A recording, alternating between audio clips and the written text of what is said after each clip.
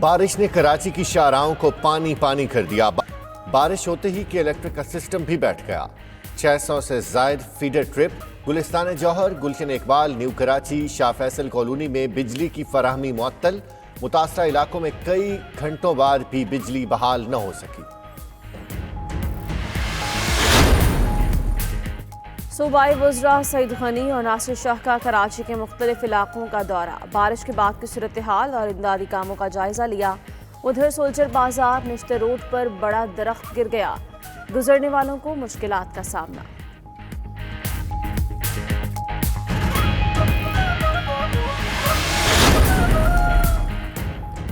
کراچی کو بارش سے بچانے کے لیے این ڈی ایم اے متحرک۔ ترجمان این ڈی ایم اے کے مطابق 3 بڑے نالوں کے 42 بند پوائنٹس میں سے 35 کلیئر کر دیے۔ مجموعی طور پر 20,000 ٹن سے زائد کچرا نکالا گیا۔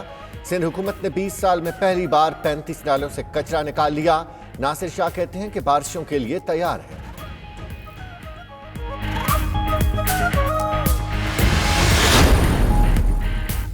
اندرون سندھ میں بھی بارشوں نے خوب رنگ جمایا۔ میرپور خاص، ٹھٹھا، نواب شاہ، جامشورو میں بادل جم کر برسے۔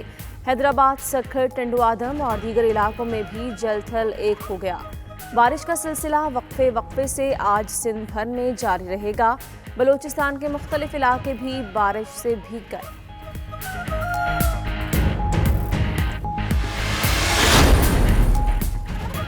امن برقرار رکھنا سلامتی کونسل کی ذمہ داری ہے۔ وزیراعظم عمران خان کا ٹویٹر پیغام میں کہا کہ کشمیر پر پاکستان کی پوزیشن غیر متزلزل ہے۔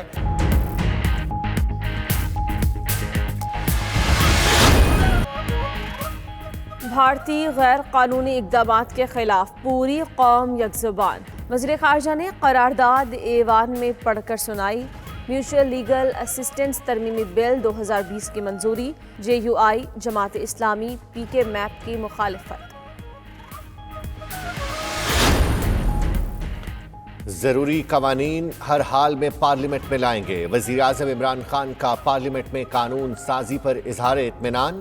بابر اعوان کی وزیراعظم کو پارلیمنٹ کے مشترکہ اجلاس کی کارروائی پر بریفنگ۔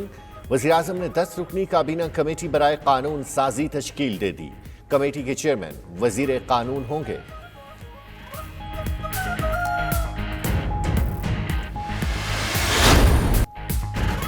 معیشت بحالی کی راہ پر گامزن، کل سے پابندیاں مرحلہ وار ختم۔ پیر سے ہوٹل اور ریسٹورانٹ اوپن، سیاحتی مقامات، پارکس، ٹرین ٹرانسپورٹ اور میٹرو بحال۔ ڈبل سواری پر پابندی ختم، تھیٹر اور سنیما گھر کھولنے کا اعلان۔ اسد عمر کہتے ہیں بیوٹی پارلر 10 اگست، شادی ہالز 15 ستمبر سے کھلیں گے۔ تعلیمی ادارے کھولنے سے قبل 7 ستمبر کو نظر ثانی ہوگی۔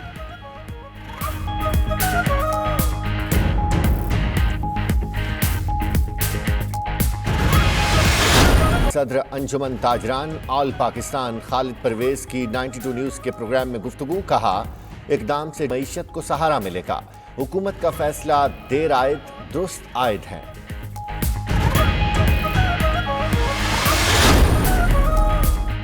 آرمی چیف اور جاپانی وزیر دفاع کے درمیان ویڈیو کانفرنس، عسکری تعلقات، دفاعی اور سیکیورٹی تعاون پر گفتگو، علاقائی امن و استحکام کے لیے پاکستانی کردار کی تعریف کی۔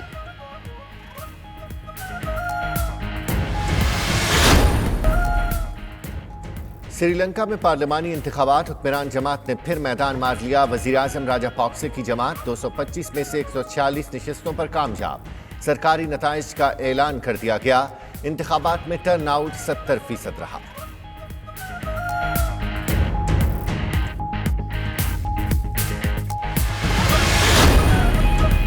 ویکسین ہر کسی کو دستیاب ہوگی تو عالمی معاشی حالت تیزی سے بحال ہو سکتی ہے۔ سربراہ عالمی ادارہ صحت ٹیڈروس ادھم کا کہنا ہے کہ ٹرمپ انتظامیہ کے WHO کی فنڈنگ روکنے سے تعلقات کشیدہ ہوں گے۔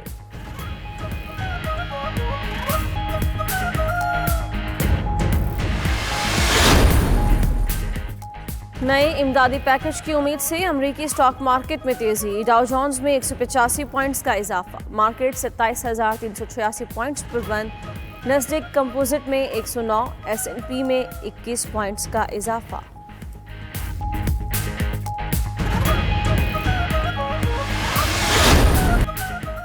مانچسٹر ٹیسٹ کا دوسرا روز شاہینوں کے نام۔ پاکستان کی پہلی اننگز میں 326 رن، شان مسعود کی 156 رنز کی شاندار اننگز، بابر اعظم 69، شاداب خان نے 45 رنز بنائے۔ قومی بالرز کی بھی تباہ کن بالنگ، انگلینڈ نے 92 رنز پر 4 وکٹیں گنوا دیں۔ عباس کی 2، شاہین آفریدی اور یاسر شاہ کی ایک وکٹ۔ شان مسعود 24 سال بعد انگلینڈ کے خلاف سینچری سکور کرنے والے پاکستانی اوپنر بنے۔ اور چینی انجینئرز کا شاہکار شیشے کا پل آمدورفت کے لیے تیار۔ چین میں دنیا کے سب سے بڑے کانچ کے پل کا باقاعدہ افتتاح کر دیا۔ Guinness world of book record نے پل کو اپنی نوعیت کا طویل ترین پل قرار دے دیا ہے۔ اہلکاروں نے 520 میٹر لمبے پل کو گاڑیوں میں بیٹھ کر عبور کیا۔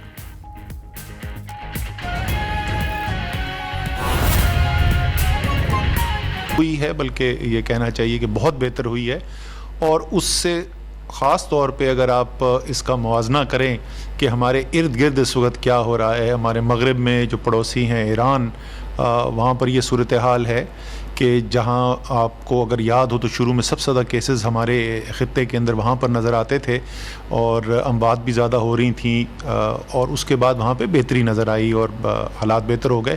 اب دوبارہ سے وہاں پہ ایک دوسری سپائک آئی ہے، اور یہ صورتحال ہے کہ جو پہلی سپائک جو تھی، پہلی جب کیس تھے تو اس میں جتنی زیادہ سے زیادہ تعداد میں اموات ہو رہی تھی، پچھلے 2 ہفتے سے ایران میں اس سے بھی زیادہ اس وقت اموات ہو رہی ہیں۔ دوسری طرف اگر ہم بھارت میں دیکھیں تو وہاں پر بھی کیسز جو ہیں ان کی تعداد تیزی سے بڑھتی چلی گئی ہے، اموات کی تعداد بڑھتی چلی گئی ہے، اور 50 ہزار سے زیادہ کیس ایک دن کے اندر اس وقت بھارت میں نظر آ رہے ہیں، اور 750، 800، 850، کل تو 900 سے زیادہ اموات ہوئیں ایک ہی دن کے اندر بھارت کے اندر۔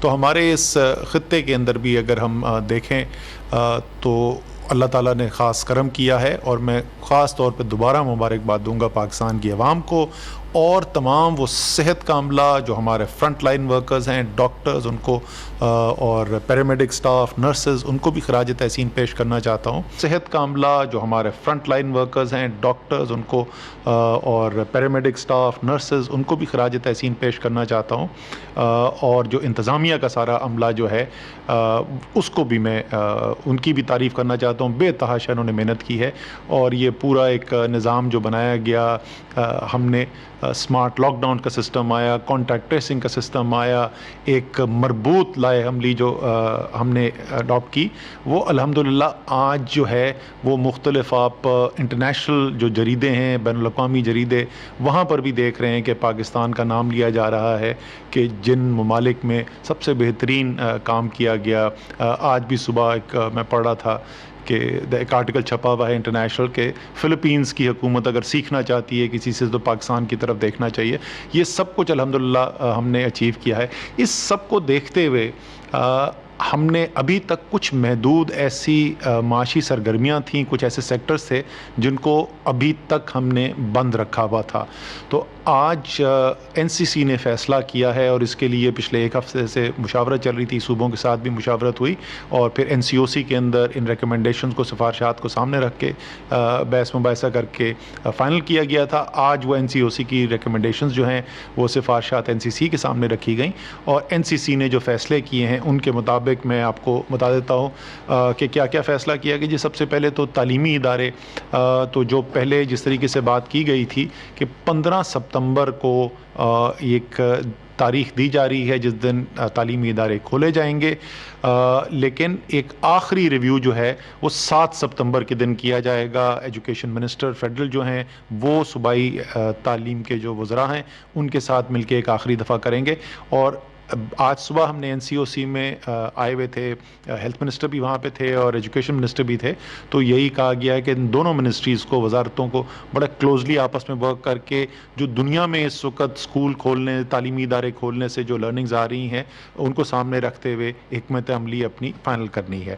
لیکن اس وقت تک یہی ارادہ ہے کہ 15 ستمبر سے تعلیمی ادارے کھول دیے جائیں گے۔ پھر اس کے بعد ہمارا جو ہاسپٹیلٹی سیکٹر جس کو کہتے ہیں، ریسٹورانٹ، کیفیز جو ہیں، اس کے ظاہر ہے بہت بڑی تعداد میں لوگ یہاں پہ کام کرتے ہیں، ان کی اجرت کا بھی معاملہ تھا، اور ایک بڑی تعداد میں ملازمت جس شعبے میں ملتی ہے اس کی حالات بھی مشکل کے اندر تھے۔